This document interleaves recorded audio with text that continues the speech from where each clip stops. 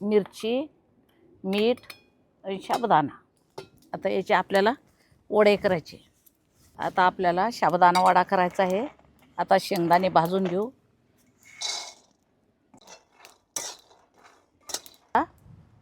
हे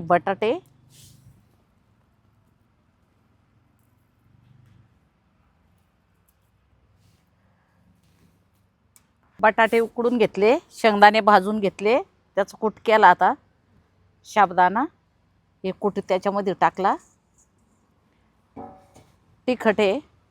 तिखट काढलं. थोडं मीठ घेते आता चवीपुरतं. हे मीठ घेतलं. आता याला कालून घेऊ.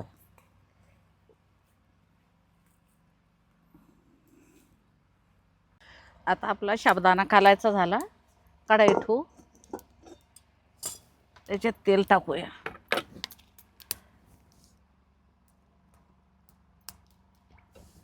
तेल टाकलं. आता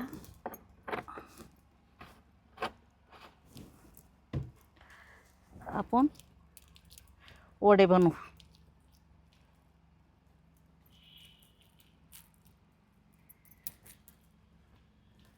आता तेल तापलं. आता हे वडे तळून घ्यायचे आपल्याला सगळे.